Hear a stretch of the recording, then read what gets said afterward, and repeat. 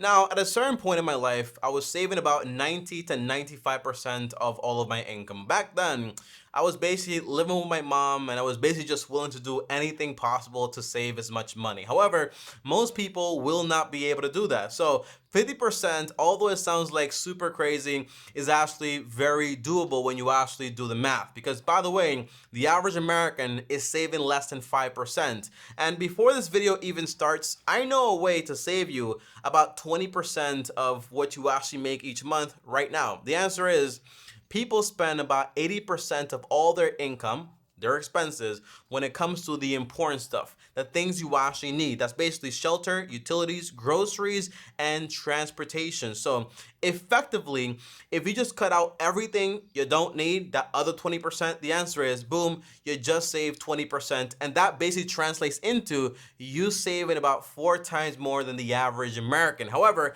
if you're watching this video and you clicked on it, most likely that's not going to be enough for you because you want to get closer to about 50%. And by the way, once you pass 30%, you are doing awesome. If you get to 50, that's amazing, but you should feel like you did something. If you're like past 30%, that is great. Okay, so let's get right into this video. And you should know that, hey, you're trying to basically save 10 times more money than the average person. You're going to be doing things that average people just don't do. This video is literally not for everyone.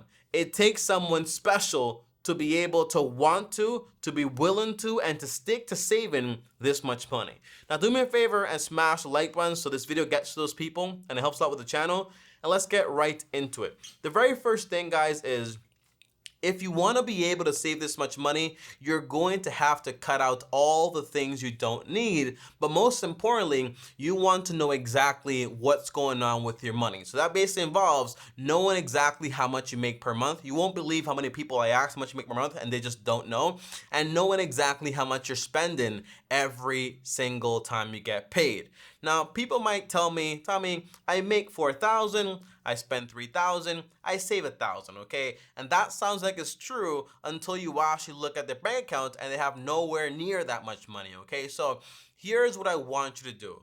Look into your bank statements, your credit card statements, everything you basically have to spend money on, and look past between 30 days to about 60 days. And basically categorize your expenses between shelter, utilities, groceries, transportation, and the things you basically don't need, which is basically everything else, okay?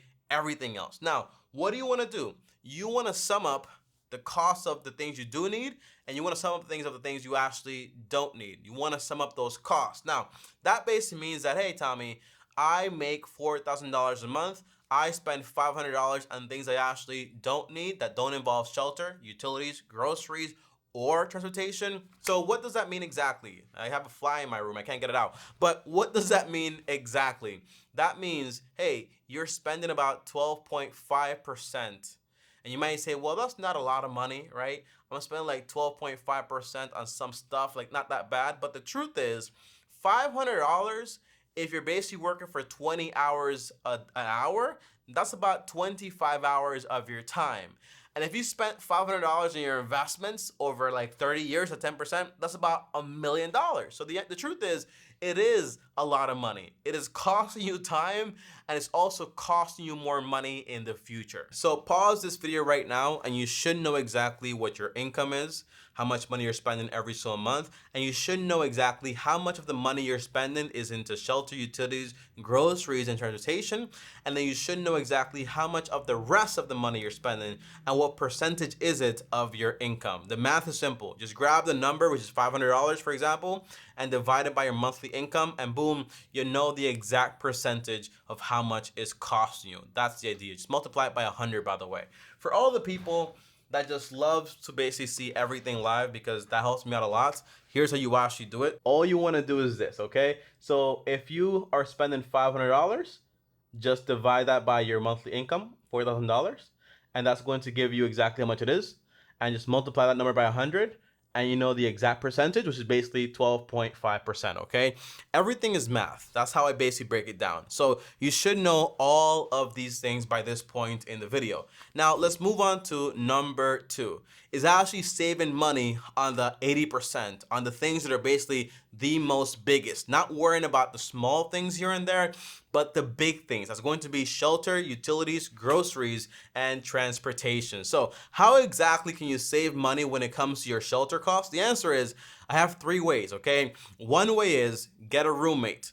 I don't like this way because privacy is very important to me and I never wanted to do it. But my friend actually does it. He lives in New Jersey and this saves him about $900 every single month, okay? Which is actually pretty awesome. My goodness, I don't know how I'm gonna get rid of this fly, bro. So how can you save money on shelter? That's going to be basically, number one, get a roommate. I don't like this way because my privacy is very important to me. But guess what? When you're broke, you can't have this luxury, okay? But my friend lives in New Jersey and he saves about $900 every single month because he basically rents it out to a roommate and he makes $900. That's a way to actually save a lot of money. Number two is going to be, well, if you live somewhere where rent is expensive, just move a little bit further and trade a commute for basically a lower rent. That's the idea. So my aunt did this and was able to save enough money to actually purchase a home, because sometimes just being 30 minutes further or 50 minutes further can basically save you a lot of money. Like people that live in New York City and live in Connecticut, it's a commute, but can save you a ton of money. And then the third way is going to be switching states, okay? I did that. I didn't just switch states, I switched countries, okay? I live now in Dominican Republic, and if I were living, for example, in New York, to get a 2-bedroom apartment would be like $1,500.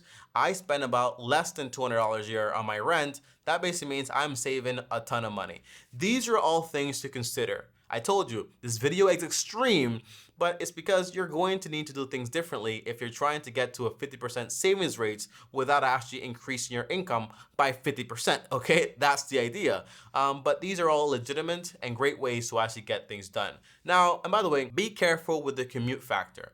I wouldn't want to be wasting like hours on the road just to save money on my rent, okay? That kind of sucks. Now, number two is going to be utilities. You have electricity, you have gas, you have water.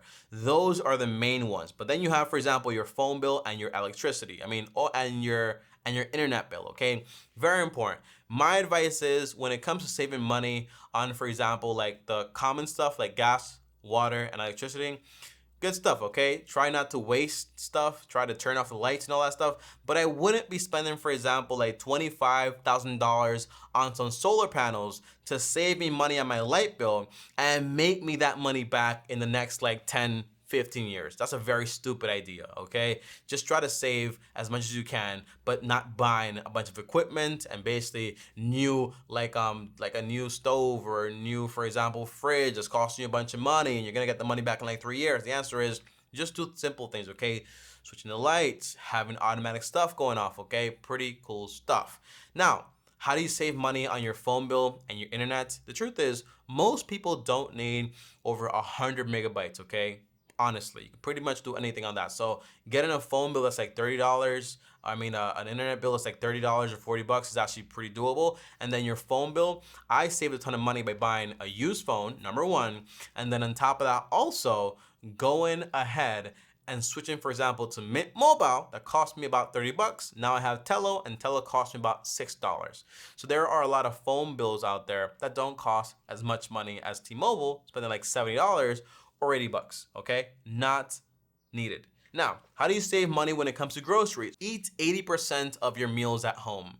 Do meal preps and also have a menu. Those 3 things in conjunction are gonna save you a ton of money. Most people, they don't know what to cook, they don't know how to cook, they don't plan anything, and just basically buy things on the road. If you're able to avoid those things, you're going to save a lot of money. And also, learn to cook the things you actually like. That is super important. You don't have to go ahead and just make garbage food. No, there are things you can actually meal prep for 3 days or 4 days that you actually like. And don't be lazy, okay?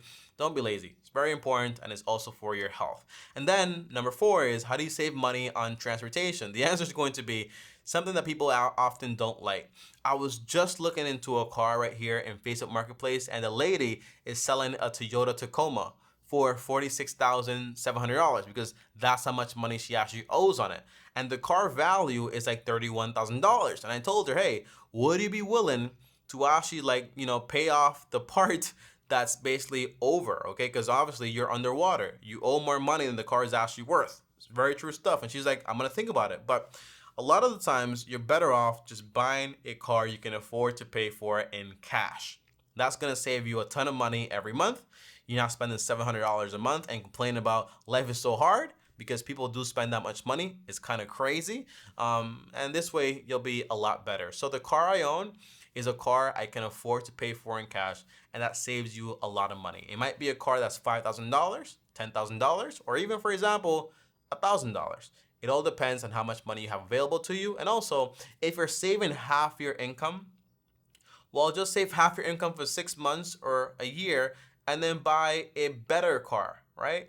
That's the benefit of having so much savings. You're able to buy things in cash a lot faster. And by the way, one thing I'm going to say, be very careful doing the comparative test, okay? Saying, hey, I'm spending $1,000 in rent, I can spend $1,000 in a mortgage. It's not that simple. Having a home is more expensive than renting. Renting is just rent. Having a home is having the mortgage and then everything else that comes with it. So be very careful with that. If you're going to buy something, make sure you actually want it and make sure you can actually afford it. Don't just do a rent comparative test. Short term, renting is better. Long term, buying is usually going to be better. Now, you can do all these things I just told you about, and this can save you literally like 50 to 30 to 20% when it comes to your income or your expenses every single month. It's actually amazing. However, if you want to take it a step further, here is what I recommend. Use this money that you're actually saving to pay off debt. Effectively, it's going to save you even more money, because if you owe, for example, $2,000 or like $10,000 and every single month you're spending like $500 in the debt, guess what?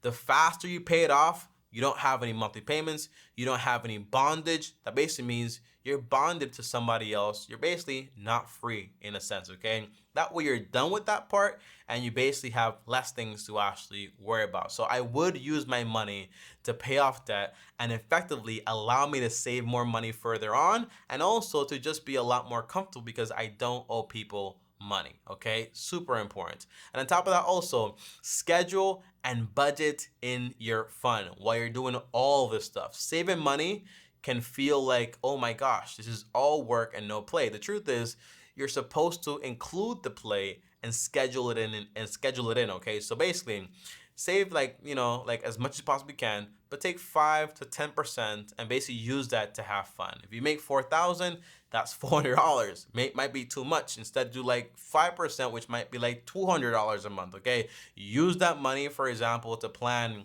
hey, I want to buy this thing. I want to go out to eat here. Or if you want to do 10% and then you want to plan a vacation, that's also fine, okay? I rather 10 times schedule and plan my expenses for fun than to just save like crazy and then have a moment where I lose it and I basically go ahead and spend a ton of money on something that's not good, okay?